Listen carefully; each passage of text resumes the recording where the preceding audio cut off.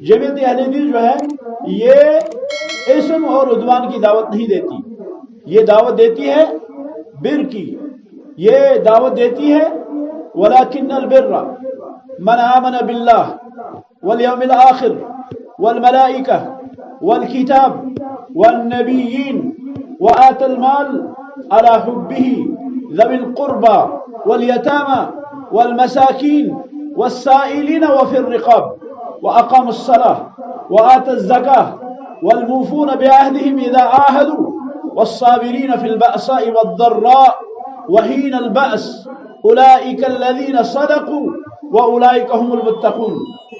ان کی دعوت ہے اللہ پہ ایمان لاؤ، آخرت کے دن پہ ایمان لاؤ، اللہ کے فرشتوں پہ ایمان لاؤ، اللہ کے نبیوں پہ ایمان لاؤ، اور اسی طرح سے اور ایمانیات پہ ایمان لاؤ، تقدیر پر ایمان لاؤ۔ تقدیر جو ہے اچھی ہو یا بری کہ یہ اللہ کی طرف سے ہے، اور اللہ رب العالمین اپنے فیصلے کو کائنات میں نافذ کر کے رہتا ہے، چاہے کسی کو پسند ہو کسی کو اچھا ہو، لیکن ہمیں چاہیے کہ ہم کیا کریں، ہم ایمان لائیں کہ والقدر خیرہ وشرہ من اللہ تعالی، من اللہ تعالی، یہ خیر ہو یہ شر ہو یہ اللہ رب العالمین کی طرف سے ہے، یہ مقدر ہے، یہ لکھا ہوا ہے، یہ اب نہیں لکھا جاتا، یہ اب درج نہیں کیا جاتا، بلکہ یہ اللہ رب العالمین نے کائنات کے بنانے سے پہلے درج کر دیا ہے۔ سب سے پہلے اللہ رب العالمین نے ابو البشر آدم علیہ السلام کو اللہ رب العالمین نے جب پیدا کیا تو ان کے پیدا کرنے سے 50,000 سال پہلے، 50,000 برس پہلے اللہ رب العالمین نے قلم سے کہا اکتب، اکتب لکھو۔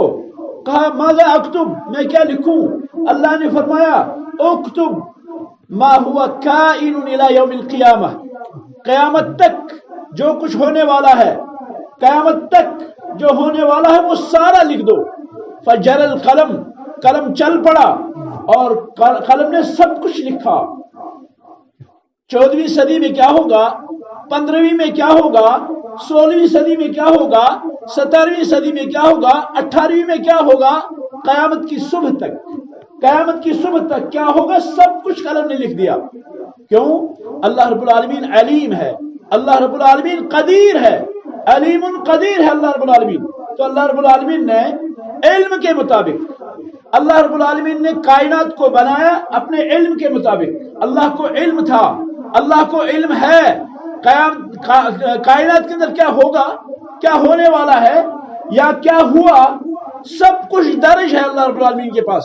وَكُلَّ شَيْءٍ أَحْصَيْنَاهُ فِي إِمَامٍ مُبِينٍ، اللہ فرماتے ہیں ہر چیز کو ہم نے درج کر دیا ہے امام مبین میں، کتاب مبین میں، کھلی کتاب میں لکھا جا چکا ہے۔ آج لکھا نہیں جاتا، پہلے لکھا جاتا ہے۔ فرمایا نبی علیہ السلام نے جفت الاقلام، جفت الاقلام، جفت الصحف ورفعت الاقلام، قلم اٹھا لیے گئے ہیں اور صحیفے خشک ہو چکے ہیں۔ کس کے حق میں کیا ہوگا، کس کے حق میں کیا نہیں ہوگا، کس کو کیا خیر ملے گی، کس کو کیا اچھائی ملے گی، کون کیا کرے گا، سارا درج ہے۔ وَكُلَّ شَيْءٍ خَلَقْنَاهُ بِقَدَرٍ، وَكُلَّ شَيْءٍ خَلَقْنَاهُ بِقَدَرٍ، اللہ فرماتے ہیں کائنات میں جو کچھ ہوگا وہ ساری چیز اس کو ہم نے پیدا کیا ہے بے قدر، اندازے سے، جمع کر کے، شمار کر کے، گن کر کے، کس کے کتنے بچے ہوں گے، کتنی بچیاں ہوں گی، باپ کب تک زندہ رہے گا، ماں کب مرے گی، دادا کب مرے گا، بیٹے کب مریں گے، بیوی کب مرے گی، سارا کچھ درج۔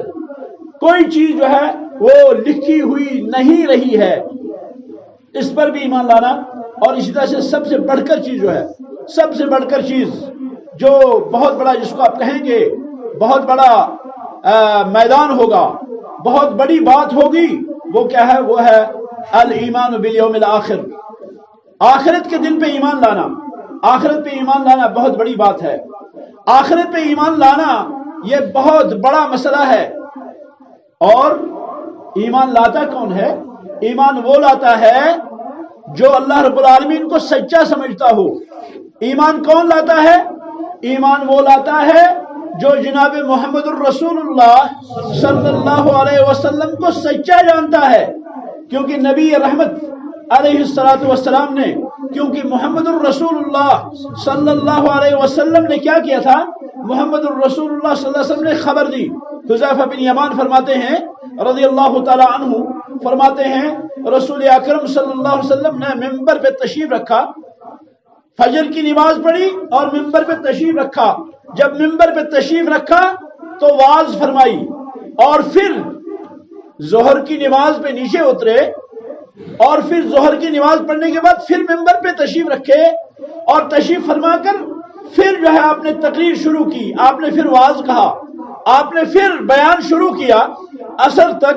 عصر کے وقت آپ پھر نیچے اترے، اور عصر کے بعد آپ نے کیا ہے دوبارہ واعظ شروع کر دی مغرب تک۔ مغرب کے وقت آپ نے نماز ادا کی، نماز ادا کرنے کے بعد آپ نے پھر واعظ شروع کی، پھر بیان شروع کیا، اور بیان شروع کرنے کے بعد عشاء کا وقت ہوا، عشاء کا وقت ہوا تو عشاء تک آپ نے بیان فرمایا۔ فرماتے ہیں حذیفہ بن یمان رضی اللہ تعالی عنہ کہ رسول رحمت علیہ السلام نے وہ سارا بیان کیا، وہ سارا بیان کیا جو قیامت تک ہونے والا ہے، وہ سارا بیان کیا جناب محمد الرسول اللہ صلی اللہ علیہ وسلم نے جو قیامت تک ہونے والا ہے۔ حفظها من حفظها ونسیها من نسیها، جس کو یاد رہا اس کو یاد رہا، اور جس کو بھول گیا بھول گیا۔ اسی لیے کہتے تھے کہ جب کوئی واقعہ پیش آتا ہے تو مجھے ایسے یاد آتا ہے جیسے میں نے یہ واقعہ پہلے دیکھا ہو، سنا ہو۔ رسول اللہ صلی اللہ علیہ وسلم کا وہ واقعہ مجھے یاد آتا تھا، وہ بیان مجھے یاد آتا تھا کہ ہاں نبی علیہ السلام نے اس چیز کا ذکر کیا تھا۔ کہنے کا مطلب ہماری دعوت کیا ہے؟ بر کی، بھلائی کی، تقوی کی۔ متقی بنو، تقوی شعار بنو، تقوی شعار بنو، اللہ رب العالمین کی منہیات سے بچیں، اللہ رب العالمین کے مأمورات کو اپنائیں، اللہ رب العالمین نے جن چیزوں کے کرنے کا حکم دیا ہے ان کو اپنائیے، جن چیزوں سے اللہ نے روکا ہے ان چیزوں سے رک جائیے، کیونکہ قرآن پورے کا پورا یا تو قرآن میں امر ہے یا تو قرآن میں نہیں ہے۔ قرآن ہے کیا؟ قرآن اللہ کا کلام ہے، اور اس میں یا اللہ رب العالمین نے کسی چیز کے کرنے کا حکم دیا یا اللہ رب العالمین نے کسی چیز سے روکا ہے۔ وہ قرآن اپنانا، نواہی کو سے رک جانا اور اوامر کو اپنانا، یہ کیا ہے؟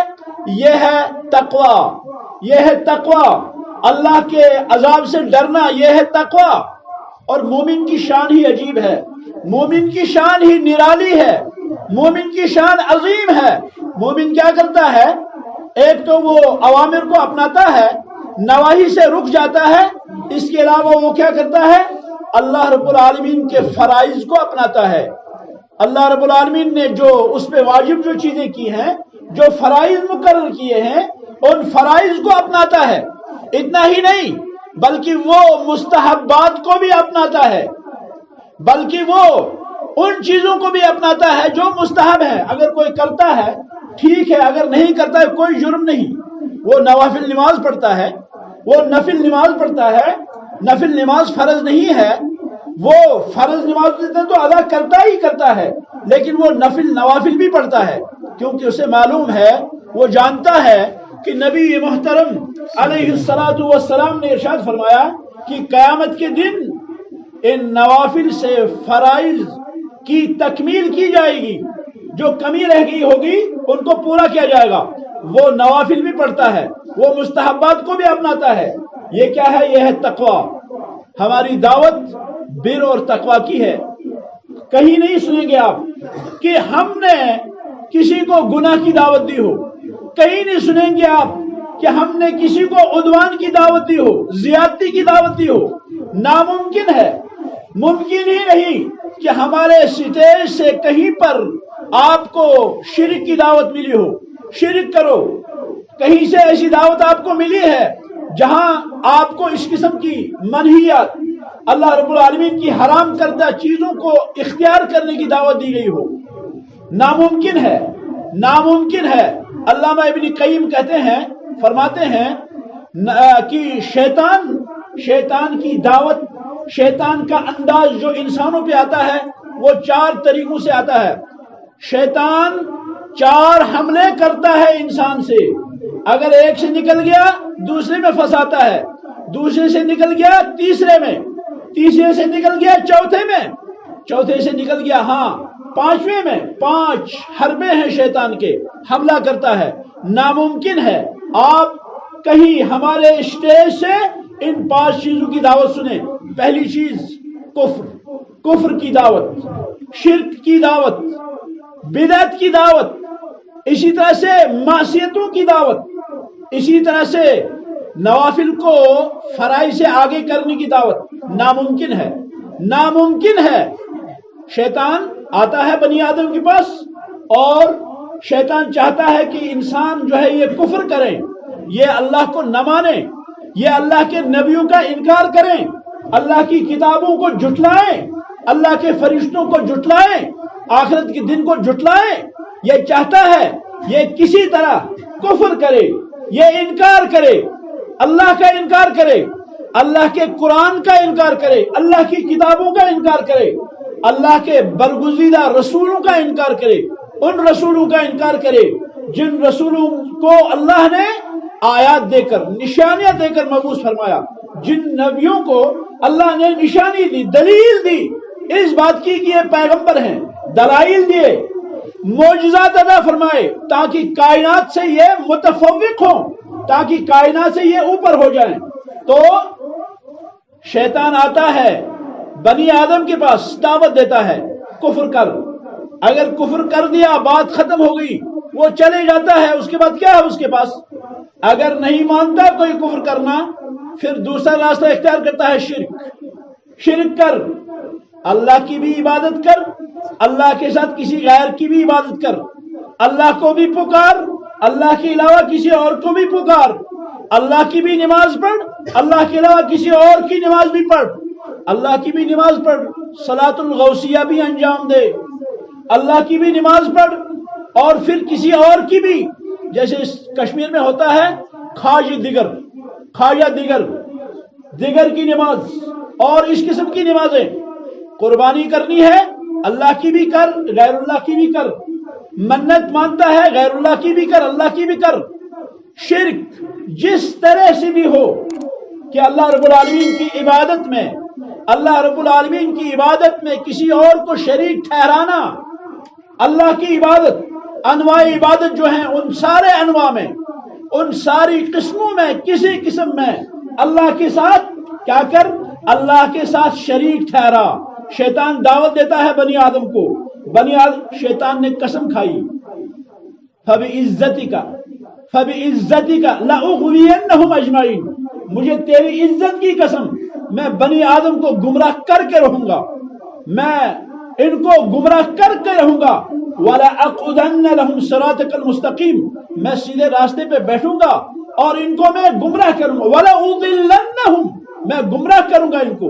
اس نے چیلنج کیا ہے اللہ رب العالمین کو، ارحم الراحمین کو اس نے چیلنج کیا ہے، اس عظمت والے رب کو اس نے چیلنج کیا کہ مجھے تیری قسم میں گمراہ کر کے رہوں گا۔ تو یہ گمراہی کے حربے، یہ چاہتا ہے کسی طرح یہ بنی آدم شرک میں پھنس جائے، کیونکہ اسے پتا ہے اگر یہ شرک میں پھنس گیا، شرک میں پھنس جانے کے بعد کیا ہوگا، نتیجہ یہ ہوگا یہ میرا ساتھی بنے گا، یہ جہنم میں جائے گا، کیونکہ اللہ نے اس سے کہا ہے اذهب انت ومن تبعك منهم اجمعین، جاؤ تو بھی اور تیرے پیروکاروں کو بھی میں جہنم سے بھر دوں گا، میں جہنم سے بھر دوں گا۔ اس نے تہیہ کیا ہے، یہ دعوت دیتا ہے تہجد گزار کو، نمازی کو، اچھے آدمی کو، ان کو جو ہے کیا ہے بگاڑنے کی کوشش میں لگا رہتا ہے۔ شرک دوسرا حربہ ہے اس کا، اگر شرک سے بھی انسان بچ گیا پھر اس کو ورگلاتا ہے، اس کو خوش فہمی میں مبتلا کرتا ہے۔ ذرا تو اچھی طرح سے نماز پڑھ، اچھی طرح سے تو عبادت انجام دے، اچھی طرح سے کام کر، اچھی طرح سے عبادت کرنا ہے، لیکن اچھائی کا معیار کیا ہے آپ کے پاس؟ آپ اچھائی کیسے انجام دیں گے؟ اچھی نماز کیسے پڑھیں گے آپ؟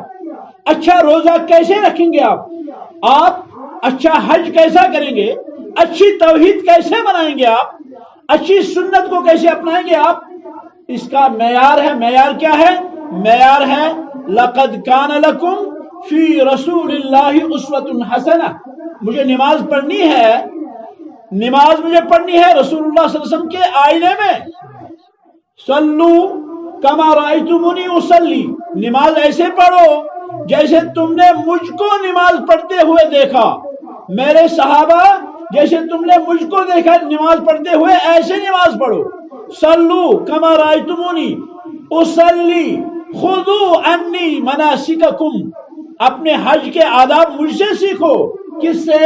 محمد الرسول اللہ صلی اللہ علیہ وسلم سے.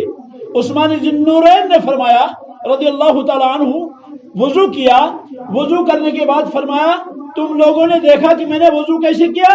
ہاں تم نے دیکھا، میں نے نبی علیہ الصلوۃ والسلام کو اسی طرح وضو کرتے ہوئے دیکھا. اور پھر فرمایا رسول اکرم صلی اللہ علیہ وسلم نے من توضأ نحو وضوء هذا ثم صلى ركعتين غفر له ما تقدم من ذنبه. جس نے ایسا وضو کیا جیسا وضو محمد الرسول اللہ صلی اللہ علیہ وسلم نے کیا اور پھر 2 رکعت نماز پڑھی، وہ شخص جنت میں داخل ہوا. وہ وضو میں بھی اسوا، عبادات میں بھی اسوا، نمونہ. یہ نہیں کہ اچھی طرح نہیں انجام دینی، اچھی طرح انجام دینی ہے. لیکن آدمی اچھا کس کو کہتا ہے؟ آدمی اچھا اپنے من کو کہتا ہے.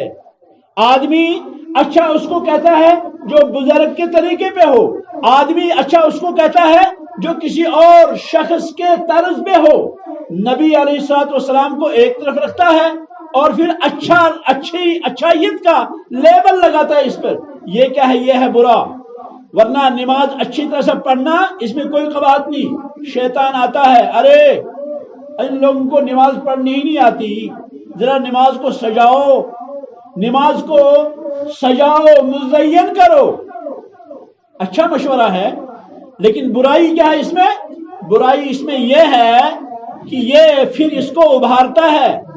تو اپنی طرف سے کوئی نیا طریقہ رائج کر، اپنے طرف سے کوئی نیا رائج طریقہ کر جس سے تیرے ذہن کو سکون ہو. بہت سے لوگوں کو آپ نے دیکھا ہوگا کہ نماز ہم پڑھتے ہیں لیکن نماز میں مزہ نہیں آتا. بہت سے لوگ ایسے ہیں، میں نماز پڑھتا ہوں لیکن مزہ نہیں آتا. مزہ لانے کے لیے کیا کرتا ہے؟ پھر ہیلے اپناتا ہے. ارے میرے بھائی، آپ اگر نماز کو مزیدار بنانا چاہتے ہیں تو نماز پہ تو غور کیجئے، نماز پہ تدبر تو کیجئے. علامہ ابن قیم رحمۃ اللہ علیہ کہتے ہیں لا صلاۃ لمن لا یعقل، جس کو نماز سمجھ میں نہیں آئی اس کی نماز ہی نہیں ہے. ہمیں پتہ ہونا چاہیے میں کیا کہہ رہا ہوں. اللہ اکبر عظیم عظیم کلمہ ہے، عظیم اقرار ہے، اس پہ تو غور کریں. سبحانک اللہم وبحمدک وتبارک اسمک وتعالی جدک ولا الہ غیرک اللہم باعد بینی وبین خطایای کما باعدت بین المشرق والمغرب اللہم نقنی من الخطایا کما ینقی الثوب الابیض من الدنس اللہم اغسل خطایای بالماء والثلج والبرد. غور تو کریں، کیا کریں؟ غور تو کریں. پتہ چلے گا آپ کو مزہ آئے گا جب ایک ایک لفظ آپ غور کریں گے تو آپ کو کیا ہے؟ آپ کو پتہ چلے گا اور مزہ آئے گا. لیکن شیطان اکساتا ہے نہیں، تو اپنے انداز سے نماز کو سجانے کی کوشش کر، چھوڑ ان ساری باتوں کو. خواہش کا غلام بناتا ہے اور پھر کیا کرتا ہے؟ پھر بدعات رائج کرتا ہے بندہ. بدعات رائج کرنے والوں سے آپ پوچھیں آپ کی نیت کیا ہے. ان کی نیت اخلاص کی ہوتی ہے، ان کی نیت اچھی ہوتی ہے.